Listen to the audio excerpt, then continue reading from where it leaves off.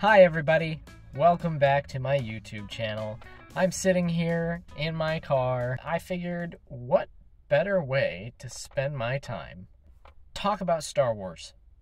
That's right, the critically acclaimed, the beloved, the behated, the just pinnacle of space filmography. Everybody loves Star Wars. Everybody loves Star Wars. And if you don't like Star Wars, you're wrong. You do like Star Wars.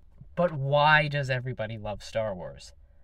Obviously, because of the lightsabers, especially in the prequels. And that's what we're going to be talking about in the next couple videos, are the prequels. But everybody talks about the lightsaber fights and the choreography. But little do people know, Star Wars isn't about that. It's not about the fights. It's not about the whoosh whoosh of the lightsabers and the coolness of the fights, or Darth Maul, or Count Dooku, or General Grievous. It's not about any of that. What is at the true core of Star Wars, of course, is the politics. Now, that is what I'm going to be talking about today, because as a child, when I watched Star Wars, it was a bunch of just watching these things happen and only paying attention when the lightsabers came out. And I'm pretty sure that's how everybody feels about it, because nobody really wants to know about politics in a movie, right? At least that's me.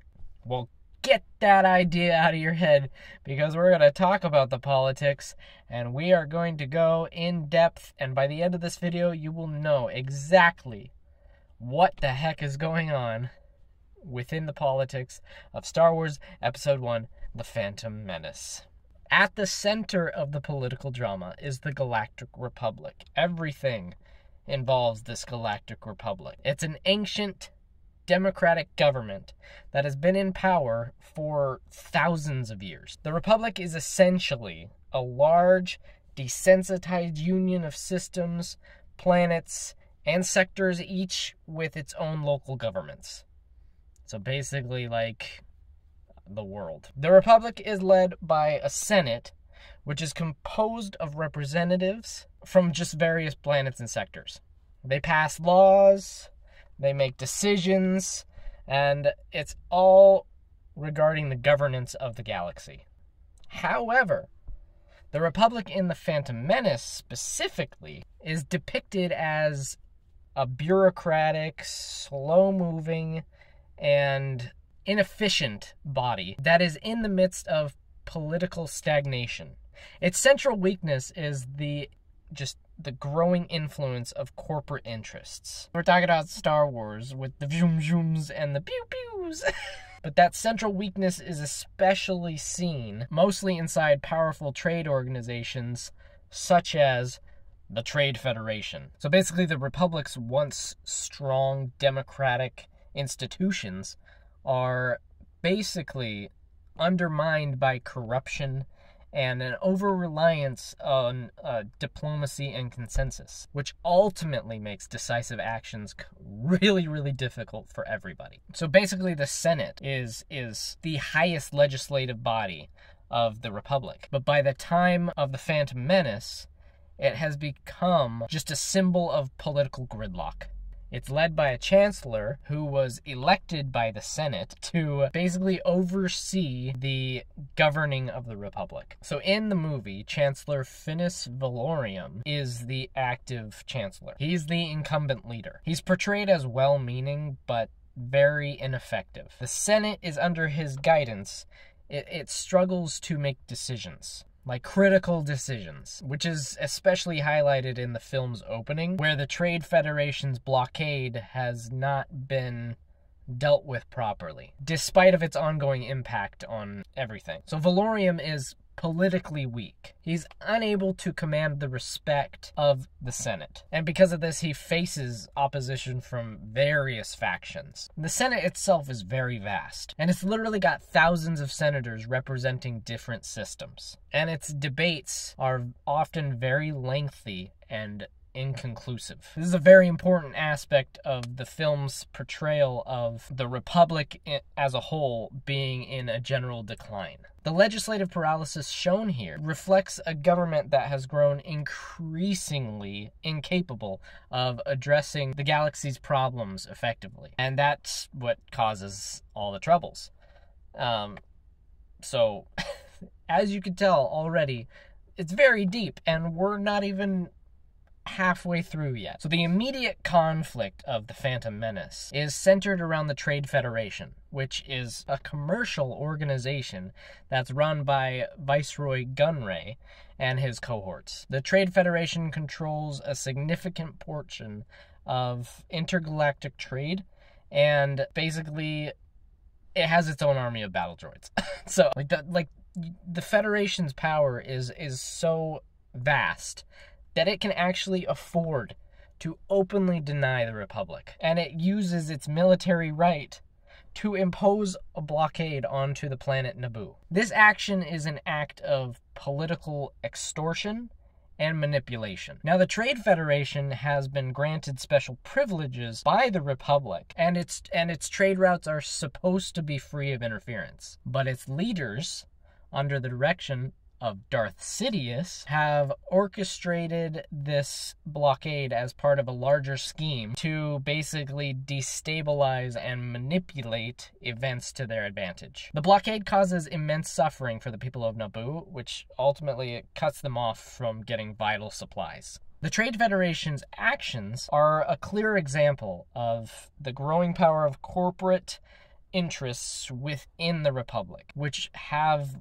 begun to exert more influence over galactic politics. These corporate entities are using their economic might to sway political decisions, undermining the Republic's integrity completely. Now, one of the most significant political elements in the Phantom Menace is the covert manipulation of events by Darth Sidious, the Sith Lord, who represents the dark side of politics in the galaxy. He uses subterfuge, manipulation, and control behind the scenes to advance his ultimate goal, which is the fall of the Republic and the rise of an empire run by the Sith. So Sidious's plan begins with the blockade of Naboo, but it also has this underlying goal of just creating unrest within the Republic, which would eventually set the stage for the Sith's return to power. He manipulates key figures in this war,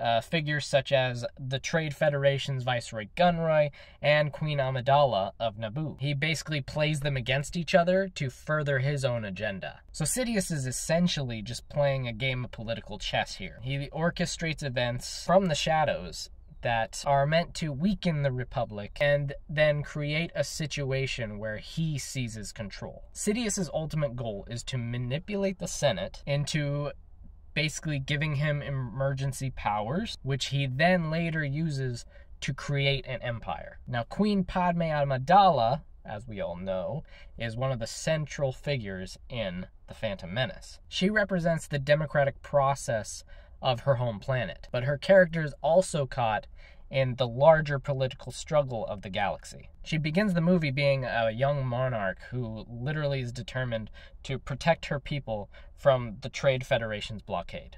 That's all she wants to do. So on one hand, she seeks to maintain the sovereignty and the independence of Naboo, but on the other hand, she is a symbol of the Republic's ideal of democracy. And she refuses to compromise with the Trade Federation. She demands that they lift the blockade. And then ultimately, when diplomacy fails, she then goes to the Senate to appeal for action, but then she quickly discovers the Senate's corruption and just general bad guyishness. And as a result, throughout the course of the film, towards the later part of the film, Padme's political leadership takes more of a decisive turn, and she actually leads an assault to liberate Naboo from the Trade Federation's occupation. So because of what she does, she helps to expose the depth of the Sith conspiracy. Although she still remains unaware of the larger forces at play, Amidala basically represents hope for the Republic. Not only the Republic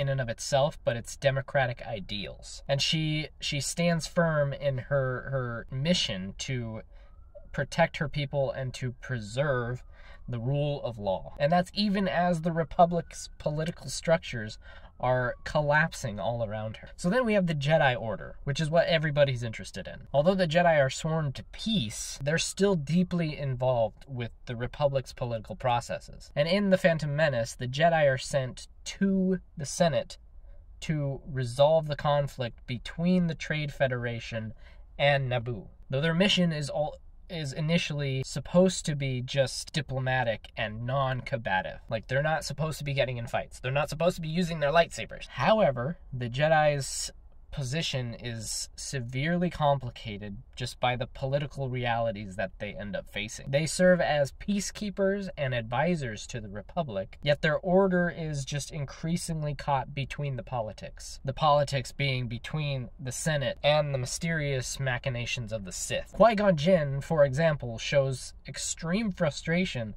with the Senate's corruption and the Jedi Council's lack of basically boldness in dealing with the emerging Sith threat. So the Jedi, in a sense, represent the dwindling power of the Old Guard, both within the Republic and in the galaxy at large, especially as they attempt to navigate this political landscape that is ultimately becoming more treacherous. So while the Phantom Menace ends with the conclusion of the Naboo conflict, the seeds of the future galactic unrest are planted all throughout the film. We got the corruption of the Senate, the growing influence of corporations, the rise of the Sith, the Jedi's increasing frustration, all serve to lay the groundwork for the fall of the Republic and the rise of the Galactic Empire. And at the end of the film, the Trade Federation is defeated, and Naboo is freed, but, big but, the underlying political issues, which are the growing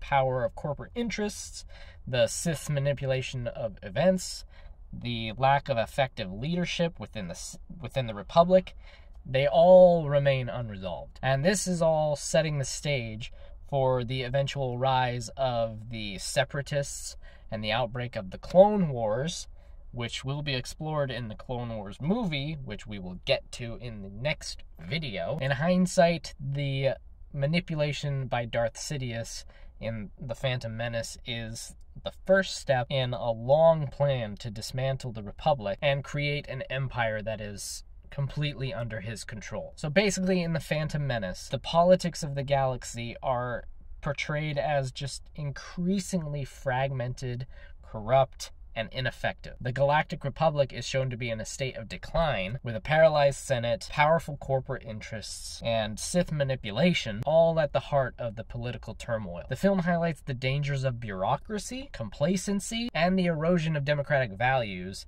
in the face of growing authoritarianism. So all in all, the political conflicts in The Phantom Menace are not just a backdrop to the action, but they're literally an essential part of the film's narrative. And they set the stage for the rest of the Empire and the eventual downfall of the Republic as a whole in the later films. So yeah, that's basically it. That's basically everything political that's going on within The Phantom Menace. So if you didn't know, like me, until I did some research, now you do. It's not all about the zoom zooms and the pew pews. It's literally just politics. That's the most important part of the film. Which I don't know if that's a good thing or not.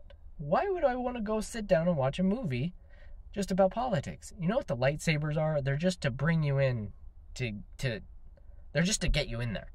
That's my theory. But I don't know. Let me know what you think. Let me know if you knew any of this, and if you want to see an episode about the Clone Wars, hit the like button down there and subscribe and hit the notification bell to see more of my videos. You can check out my past videos. I do a myriad of other things. Tune in next time where we explore in depth the politics of the Clone Wars, and it'll be a better setting than this. I'll actually have a microphone set up, and yeah, it's gonna be a good time. We're gonna get into it. We're going to go through the politics of all the Star Wars, because why not? They're there. They're there for us, so we're going to do it. Thanks for watching. I'll see you next time.